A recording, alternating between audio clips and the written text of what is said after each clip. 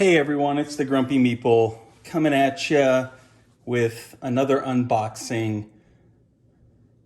This time for Dungeons and Lasers. This is stuff from the second edition Kickstarter that I late pledged very recently, like 2 weeks ago, on GameFound. So if I sound a little flustered, if I sound a little out of breath, that's because I've had a little bit of a problem here. I've filmed like a half hour of this, and then I realized that my bleeping iPhone had turned its camera off again for some reason. And so I had to move all this stuff. You know, I'm setting up in a different location, and I'm a little, oh boy. This YouTube stuff is not as easy as it looks, guys. I'll just say that much. Although I'm sure any halfway competent YouTuber can handle it. But I'm still new. So anyways, I was really excited about unboxing this and doing it live and showing you what you can do with this stuff in a very short period of time and learning what you can do together, because I have no experience with this set. But as you can see, now I've already opened, because I filmed all this, I built a whole little mini dungeon on camera and I lost the footage. So we're gonna have to start kind of in media res, as it were. So what we have here is a pile of modular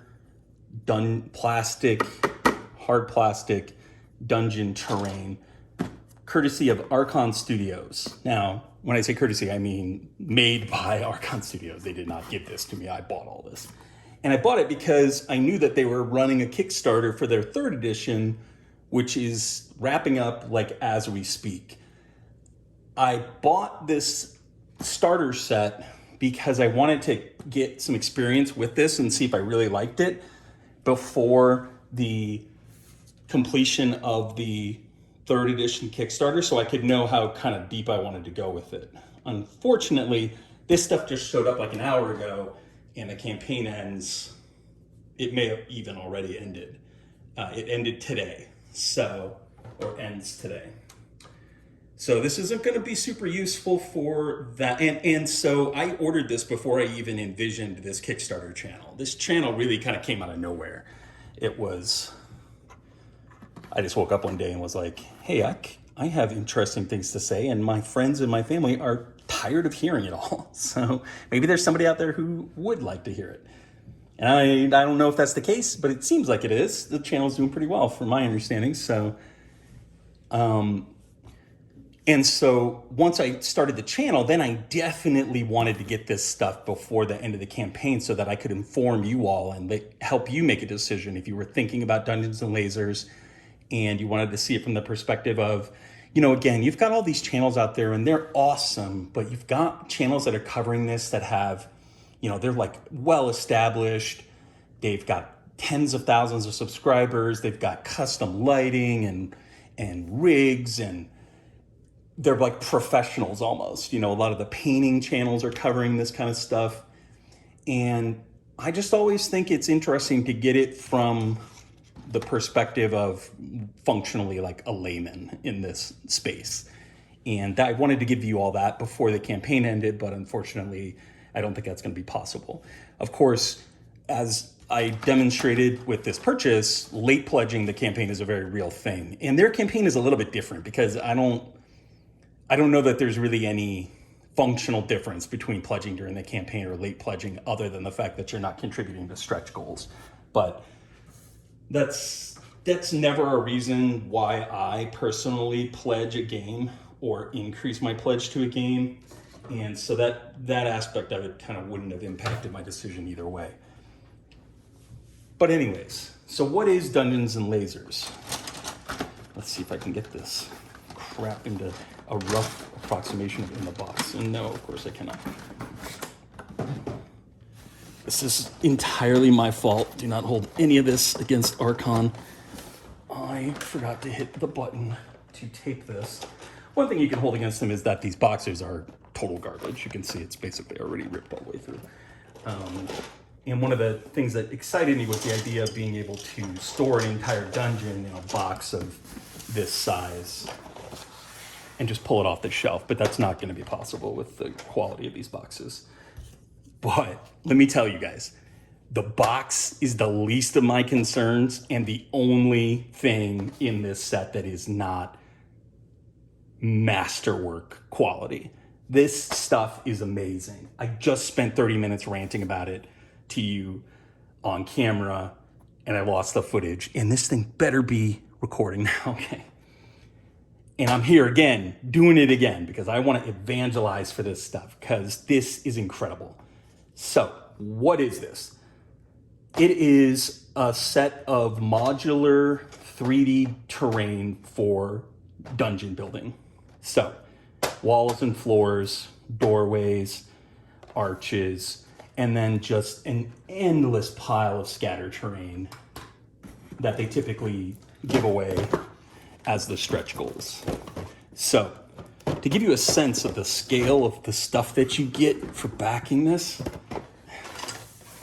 these 3 enormous boxes full of sprues are all just the stretch goals from the first campaign. And you can see it's all bridges, chests, barrels, arch gateways, torture racks, and it's themed for, there's sci-fi stuff in here as well as fantasy stuff, which is even cooler. And then, of course, you have the fantasy core set. Again, this thing is all busted up because I was rushing around trying to continue taping before my hellion children get home. So the order that I placed, it came with the fantasy core set, it came with the stretch goal boxes, and it came with 3 what they call room sets. And so the fantasy core set, I believe, I can't tell now because I've already ripped a bunch of them apart, but I believe it comes with 12 sprues worth of the terrain. This little build, which was bigger until I dropped it, but you can see it's not damaged anyway. This little build here is like not even a sprue. So I think that this stuff might build out even more than I kind of anticipated, especially with these 3 rooms. So this comes with, again, I'm not sure, but I think it's 12, 78 terrain parts. That kind of doesn't sound right. But maybe. 78 terrain parts in this, 12 sprues, and then each of these rooms has 18 parts in it. And it's basically, this is a generic dungeon theme, and these are more specific. So you've got the Dwarven Mine. I picked up the Hall of Heroes, which is also kind of Dwarven in its nature. You can see like the runes on the floor and stuff like that. It looks very kind of Skyrim-ish. And then the Cursed Cathedral. And this is, you know, you've got your Gothic archways and kind of filigree on the walls and such. And so I believe the idea is that 3 of these rooms equals 1 fantasy core set. And that's how they sell it to you in the campaign. They'll either sell you this, or you can choose a certain number of the room sets instead if you don't want the generic dungeon. So how does all this stuff work? And why would you even want this if you're not, you know, because the audience that they are selling this to my mind, particularly on the Kickstarter, is very much like a Dungeons and Dragons audience. Build your dungeon for your adventuring crew as a GM. And I think they're really missing the point of this stuff, which is funny because it's theirs, but they're missing a key kind of aspect of this, and that's that this stuff doesn't have to be just for Dungeons and Dragons. Let me give you an example. Here, we have a tile from Chronicles of Drunagor. Very basic, you can see 4 squares. 4 squares makes up an area. Check this out. So, for all intents and purposes, these are the exact same size. Each one of these small squares makes up 4 1-inch spaces. So right off the bat, if you own Chronicles of Drunagor and you want to take it to the next level, you back Dungeons and Lasers and you build your own 3D version of these tiles, and so that you can put walls on it, you can put stairs on it, you can put all sorts of cool scatter terrain on it. So right off the bat, that works flawlessly. That's a 1-to-1 match. And you're going to get a similar match with stuff like Warhammer Quest from the 1995 version and from probably any of the current versions, even Curse City. You could easily use this stuff. You also can use this stuff for a game like Zombicide Green Horde, because in any game like this where the movement is area-based, not square-based, you know? And so I want to do this live because unfortunately I lost my opportunity to do a live demonstration of it straight off the sprue, although I will be doing that here in a bit, but because all this crap fell apart and I tore it apart while I was moving it. But basically what I'm saying is that you could take this stuff and easily approximate a tile from something like Zombicide, because the size of the space is irrelevant. It doesn't impact your movement. The only thing that impacts your movement are walls, which you got, and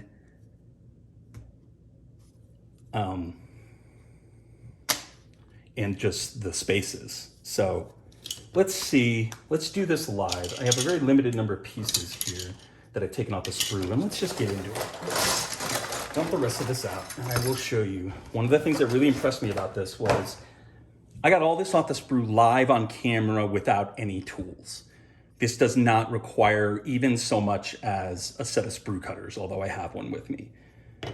Now, it's not going to be perfect off the sprue because you're going to have areas where there are still kind of pieces of plastic, bumps of plastic, and this stuff is designed to fit together very specifically. And so if it's pushing off of it even a little bit because you haven't sanded down the edges, then it's probably still going to fit together, but it's not going to look perfect. But I mean, this just blows my mind. Like, let me show you. Boop. There you go. This stuff is virtually indestructible and just pops right off the sprue. No tools, no time, no effort, no skill. You know, some of this stuff, like I have Hearst, I've worked with the Hearst Arts model system before, which is basically where you're casting dental stone into molds that you build terrain out of. And, you know, you don't have to, it's not rocket science to do that, but it's a considerable overhead compared to something like this, because you got to have a space, you got to have a 50-pound box of dental, what is this stuff called? Dental stone sitting around. You got to mix it in a very certain way, pour it in the mold, let it sit, bump it from the bottom, get the bubbles out, take it out of the mold. Like, it's a whole thing. This, I just disassembled an entire sprue in the span of 10 seconds, basically. And so one of the things, I think I mentioned it in a previous video, but one of the really cool things that I like about this is you could scale up or scale down a tile like this to your kind of liking. So here's what I would imagine. Let's see here. And maybe we'll just use, for simplicity's sake, we'll just use single floor pieces. Get some more.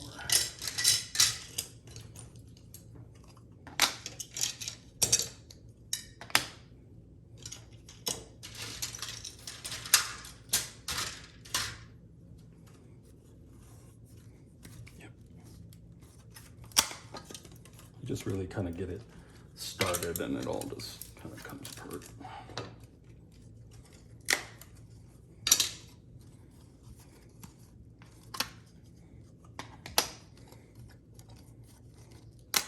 So you can see your standard Zombicide tile is basically going to be 9 of these squares by default, kind of. So, you know, once this is all assembled, what you're gonna have is like a miniaturized version of the tile, you know, which is really cool because maybe you don't have quite the table space to set up the whole Zombicide tile system. And with this system, right off the bat, you're gaining the fact that it's gonna have the 3D wall elements, which is huge in my mind. And let's just start building that out. And bear in mind, I have no experience with this other than the half hour that I spent on stream with it and lost 20 minutes ago. I've watched a couple of YouTubers talk about it, but that's it. And so I am gonna sit here live on camera and build a Zombicide environmental tile with just the pieces that I've broken off of the sprue by hand. I'm like, this is pretty dope. To me, at least. I get a kick out of this. And so why would you want to do this? Well, so first of all, obviously, immersion. Once this stuff is painted up, and it's not going to be difficult to paint because basically you're just going to prime it black and dry brush it white. Or gray, sorry. And maybe a couple of different kind of scales of gray if you're feeling particularly fancy. You do those two things and you are going to be good on this. Now, it's not going to look like a professional painter painted it, but anybody can do it. It's going to take a very limited amount of time. You know, if you're watching my Zombicide painting series, you know that I prioritize, to some extent at least, and with certain games at least, speed over necessarily, you know, quality. Not all the time, but in certain scenarios. A scenario like this, I'm gonna need some more of these. And again, just basically.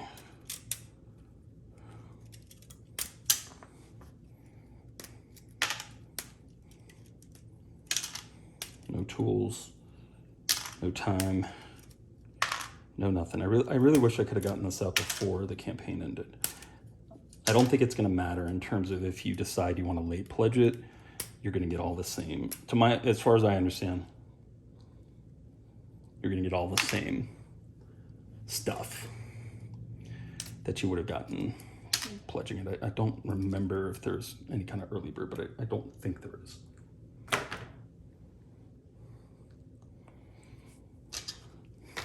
All right. So what are you going to gain by doing this? So you're going to gain a level of immersion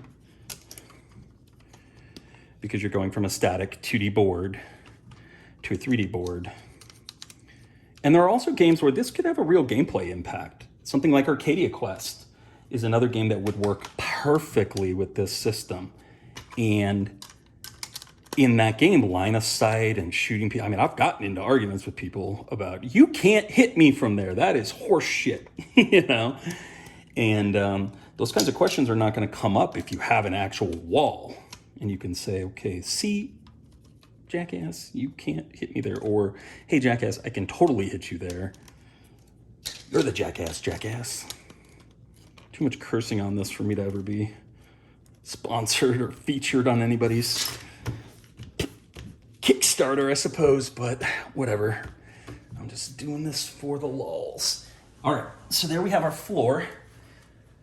And you might say, well, it doesn't look anything like that. Give me a minute. Come on, man. Jeez, guys are pushy. Just kidding, of course. Kind of have a weird sense of humor, so if you're gonna stick around the channel, might as well bite down on that because you're going to be dealing with it either way.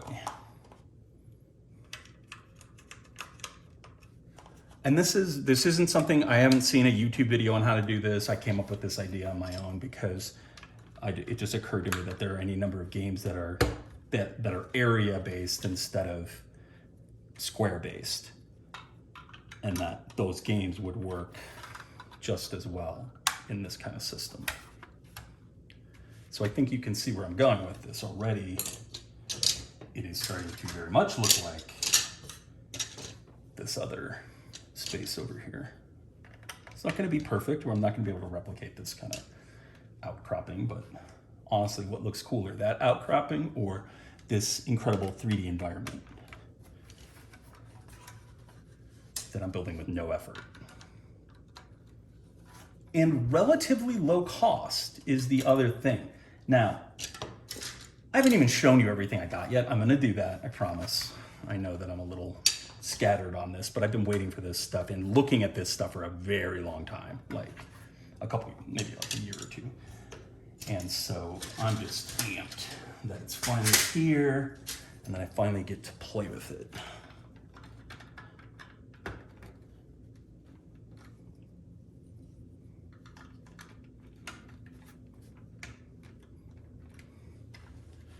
So I haven't even shown you everything that came in this set. I spent $150 on this whole set. And it came with the core dungeon set, which is everything you see here. I don't have anything on that unboxed right now on the table that is not part of the core set. It came with the stretch goal boxes that I showed you, which are just filled with incredible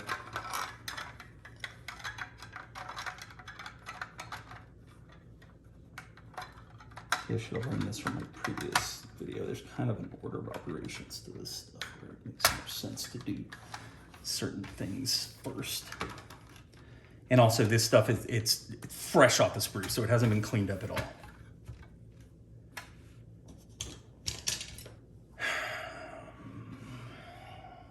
It came with the 3 stretch goal boxes.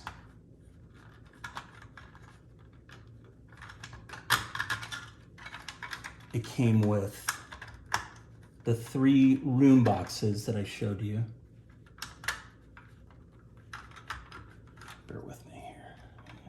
I'm trying to get this last. Way in here. Here we go. Something like that. Again, some of this stuff is going to fit together better once it's cleaned up. But and actually, I think what I'll do is. I think what I need to do is put this in first and then do 2 walls on the exterior instead of 1. There we go. It came with the 3 rooms, the 3 stretch goal boxes, 2 giant, awesome dragons. Again, this is where I get the sense that Dungeons and Dragons is a primary driver for them, because that's not the kind of thing that's really useful to a board gamer, because you're typically going to be fighting like a named enemy that you already have a model for, but maybe not. And then I also added the stretch goals from the first campaign, just more crazy, awesome scattered terrain. And then these functional doors, which let you open and close doors. All this stuff for $150. So let's see where we got to. Here is the tile from the game. Walls, door. I guess there's a door there, but just ignore that. And that might not, depending on how this tile is set up, it might not even kind of reflect on the tile. You got a room with a door in between, and then a door outside. And again, there's another exterior door that I forgot. But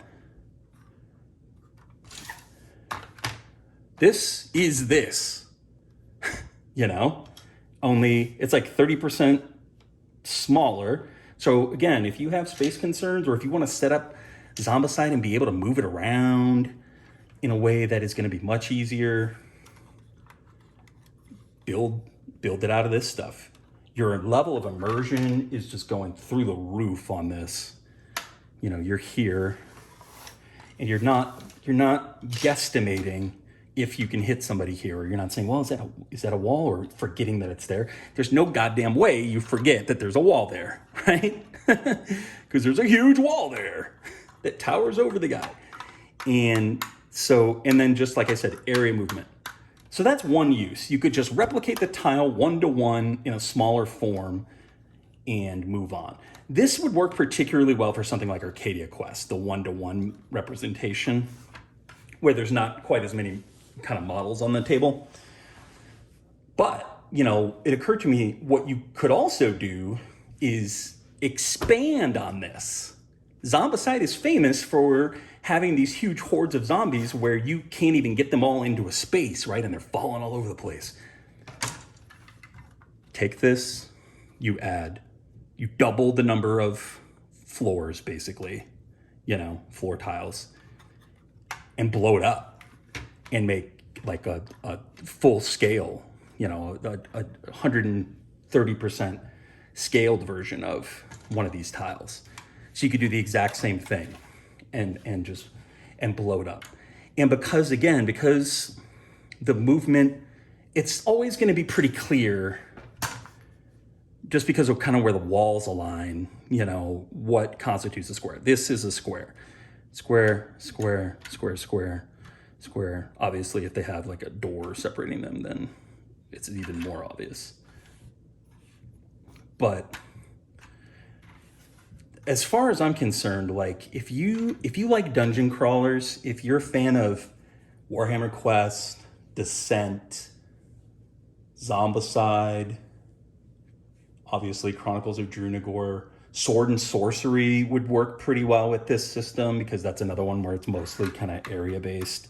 There's some iconography on the tiles and stuff in that game that it might be a little hard to replicate, or you'd have to think about it, you know, or have the tiles available to you. But you can see, I just built, usually a game of Zombicide is going to be, I think, 6, maybe 9 of these tiles. I just built a 3D replica of one of them in 10 minutes, less than 10 minutes, from the sprue. If you had all this stuff already cut out and an idea of what the hell you were doing instead of just winging it like me, you could do it even faster. You could build it ahead of time, have it set it aside, pull it out. You could just stack this stuff, you know, you can just kind of stack it on top of each other. And so this meets my expectations in every single way. You can see, very durable. Even constructed, it doesn't fall apart when you slam it around. And just how cool, you know, like look at all the cool details on you got like sewer grates and the windows and doors. And let's move on. I'm not going to show you everything, but I do want to get into some of this stuff. Let's look at one of the room sets. You can see it's just a big old pile of sprues. Nothing else in the box. This is the only one that comes with instructions, and I'm sure if I went to their website, I could find out in like 30 seconds how to actually manipulate that. But so you can see you just have like a totally different aesthetic for this room. And so this is really cool because you can really mix it up. You're playing the game like Zombicide, you can make like different like districts, you know? Like, oh, they're in the Dwarven district now. Now they're in the Warlock district, you know? Like, what a cool idea. And so easy to do. Just straight off the sprue. Now, you know, this is a very basic instructional video or kind of demonstration, and not the way that I will use this full long term. I will go through and sand these down or file these down so that the connections are nice and tight, and then I will prime them and paint them. But even all of that is going to be a relatively small amount of effort for what you're going to get out of it, which is a fully 3D dungeon environment.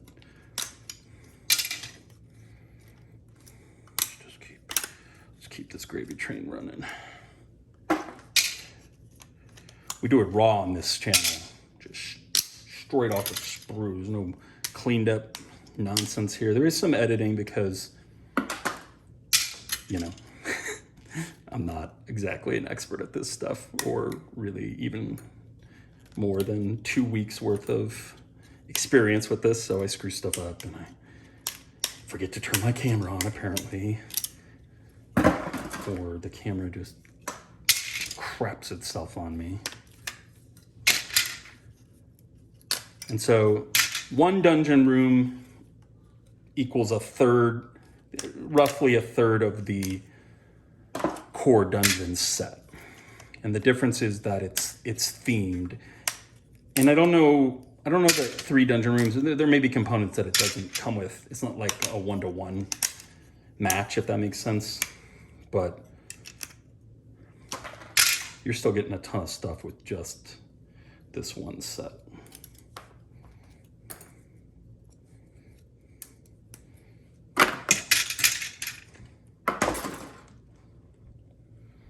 So let's start together. I'm gonna sit down.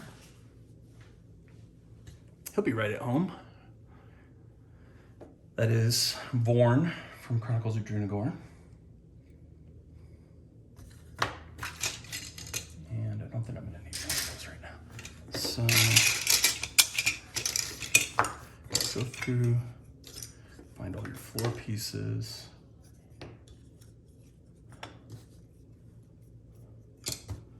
Floors and walls, doors.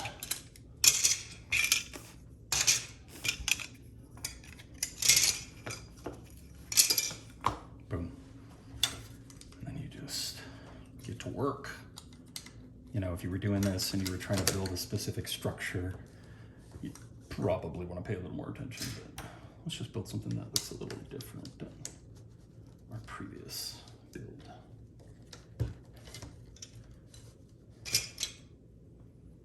So this is just such a clever system for interconnecting them because it's so simple and yet it's so durable. This stuff is all hard plastic, you know, like the same kind of stuff you would get from Games Workshop for your Space Marines and such. And I may not have mentioned that, but this company also does make a sci-fi, they make sci-fi sets. The current campaign, Woodhaven, is entirely focused on the fantasy line, but they have a whole core set for sci-fi stuff, and a lot of the stretch goals in that box are sci-fi related. So you can see why you clean them up is because these won't quite snap into place because there's that little nub of plastic there. But that's totally on me. I am doing this live the absolute laziest way possible, which, you know, to be honest, is how I do most stuff, so. So boom, boom, there you got your floors. Now, let's get some side pieces on there, and then let's connect it there. We gonna connect these up.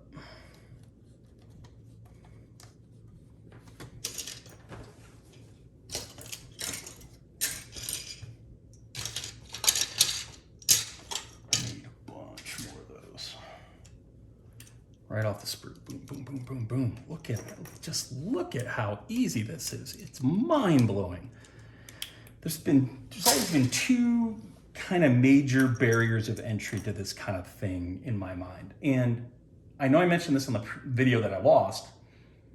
I might not have mentioned it here, but this is kind of like a long-time dream of mine in terms of hobby stuff, board game related hobby stuff, is to own a modular 3D dungeon that I could throw into games like Zombicide. Or, you know, like I said, Descent or whatever it might be. These are the exterior pieces that you use to put walls up. And then if you wanted to connect more, you would use the longer pieces, you know, to connect this that way. But let's just get some walls up on this.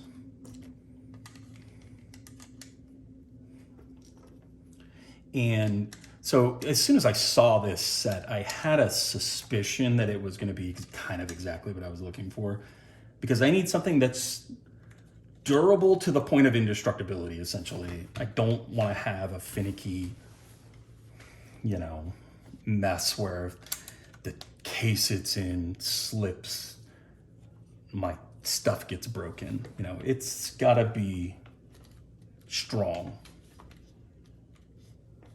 You know, like the mountains, as Conan's father would say. I keep bastardizing all these Arnold Schwarzenegger quotes. I've seen these movies like 500 times, but I'm getting older. and dumber. And my kids have sucked away the vast majority of my remaining kind of life essence. And so I'm screwing up all these quotes that I've been using for like 30 years. All these dope ass old sci-fi movies I used to watch. Just bear in mind, again, this is the roughest, laziest, fastest possible way that you could set this stuff up, but just leaning into it here because maybe you don't want to spend all day putting together a dungeon set, you know? Maybe you want to be able to do this just as fast as I am with no experience. If I had been using this set for some time, I would be totally proficient with it. I would know exactly how stuff like those stupid doors work, and it wouldn't confound me, you know?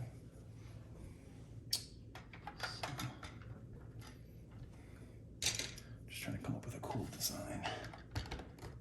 Like, look at this. It's just blows my mind that this is even possible at the price that I paid, which was not insignificant. I said that, you know, it was $150, but this is an absolute pile of stuff.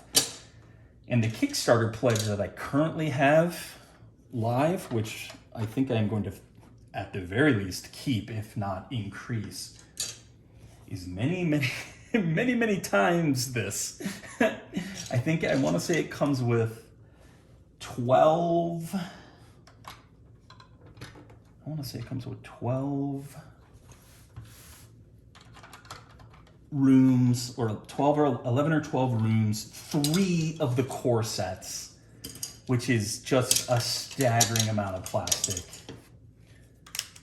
And so you can see, you can like transition as I'm moving through the dungeon. I'm starting to see iconography from this quarter of it. This was like the dwarven quarter.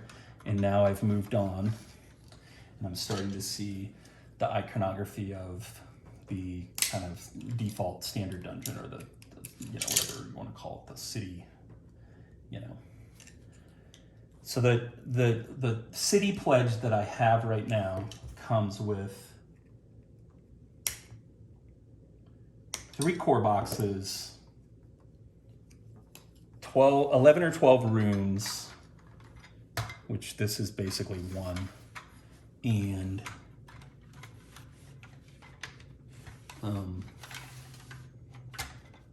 all the stretch goals, which there's all sorts of crazy stuff in the stretch goals for this campaign in particular.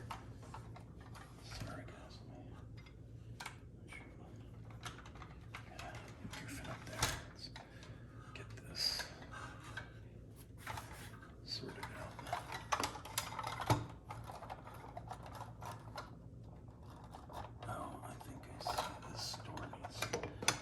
See, there's like an order of operations to this stuff. You have to do it in the right order to get it to work. The only reason this stuff is falling apart is because I'm being incredibly kind of incautious with it and just slapping stuff together. It is not a reflection on the durability of this set. Boom. Now there you go. Now that is a whole environment, you know.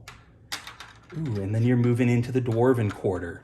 You have multiple sets of this. You can build a whole Dwarven section of your dungeon, you know?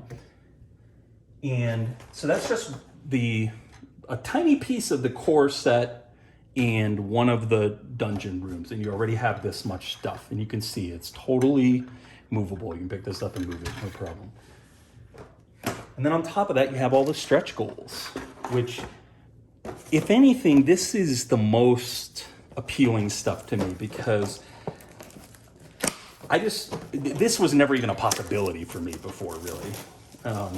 Not on this scale. This stuff I have always wanted to collect, but I'm the kind of person, I want it all to be of a piece, if that makes sense. I want one company to make hundreds and hundreds of pieces of scatter terrain that I can buy multiple sets of and just have a gigantic pile of this stuff, and it's all the same scale, the same quality, all that stuff. And now I have it, because that's exactly what this stuff is. This is the stretch goals from the first campaign.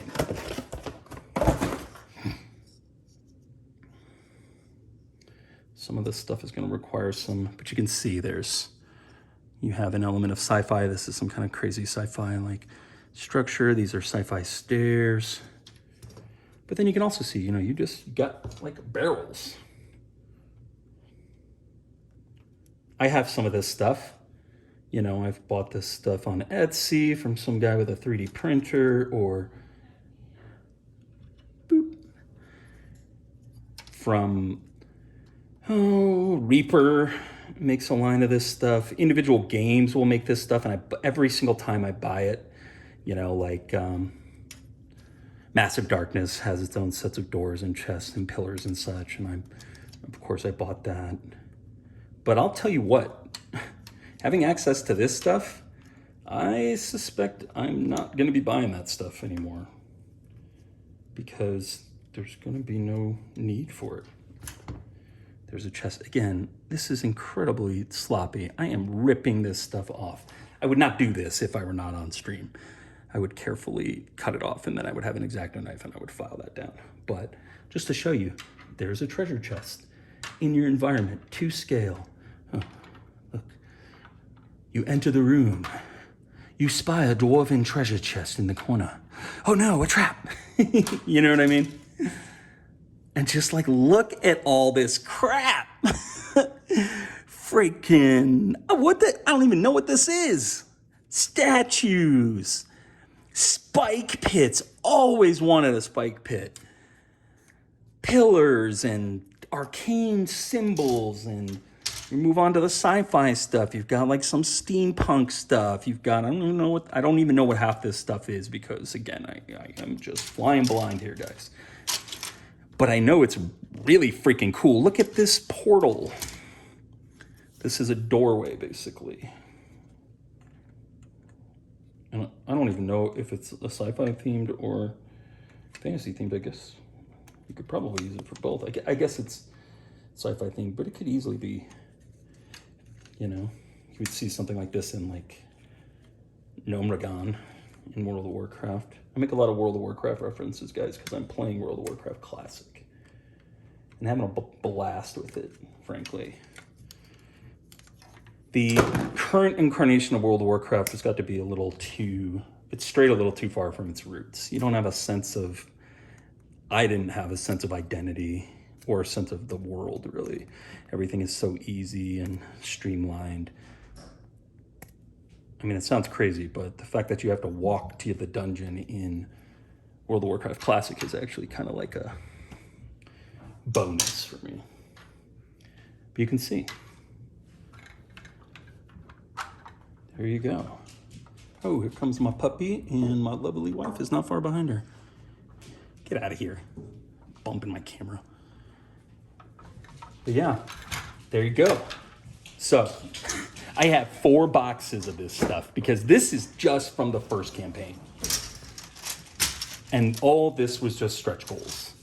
I have 3 times as much of that stuff. And I promise you, I will probably buy a second set of all this, so that I just so that whenever I reach for a treasure chest, I got a treasure chest. I don't have to worry about it. So beyond that, the other thing that came in the set is these 2 dragons. Now, you have Oregon the Denouncer, which has kind of an Eastern look to me. And then this one is particularly cool.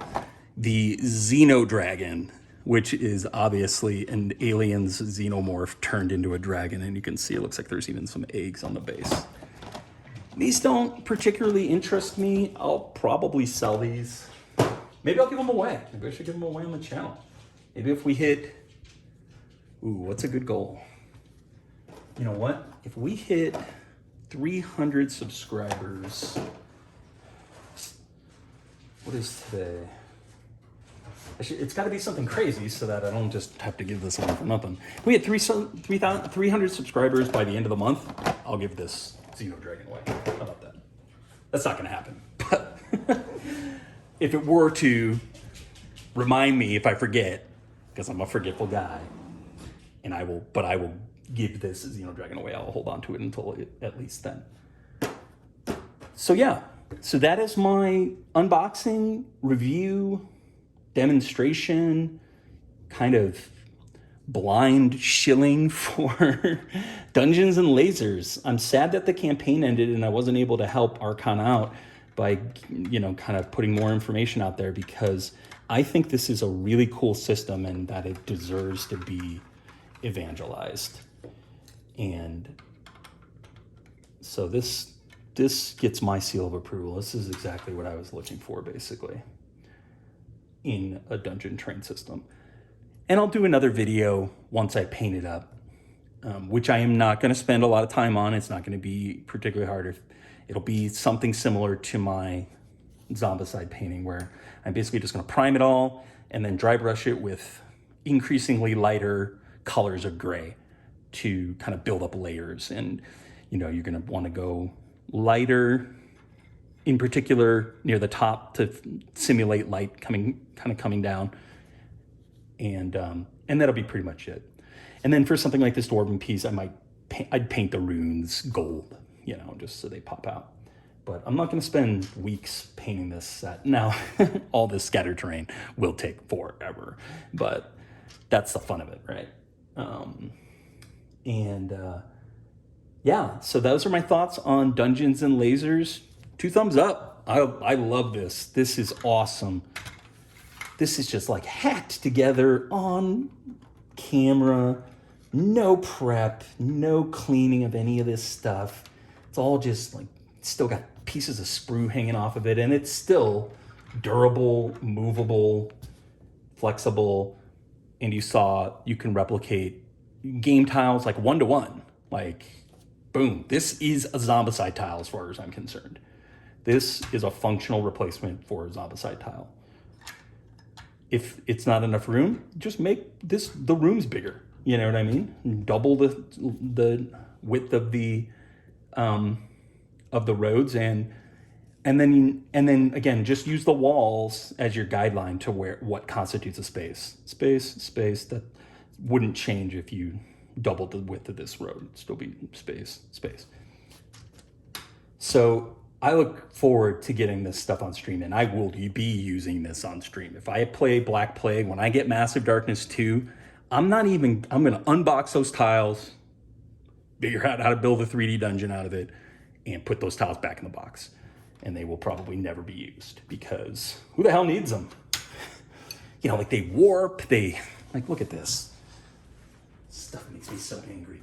These Simon tiles in particular, it like feels slightly damp, like just permanently, always. It just a little spongy. And you get stuff like you're curling up on the edges and stuff, or they're not perfectly flat, and so they don't interlock perfectly. That ain't gonna happen with this stuff once it's all cleaned up. And that stuff's gonna last for 100 years. It'll outlive me. This is like an heirloom piece you could like give away to your kids, You're not Zombicide tiles, and you might give them to your kids, but you're not gonna make necessarily a big deal out of it. This would be like, my dad painted this for me when I was a kid, and look at it. It's so awesome. It's like a model train or something almost. Anyways, I've rambled on enough. This video is an hour long. I appreciate anybody who took the time to watch this. Let me know your thoughts about this. Let me know what you think about these crazy ideas I have about using this stuff in a board game and just replacing the tiles, and if that makes any sense to you. And I hope you enjoyed it, and I will talk to you later. This is the Grumpy Meeple signing off.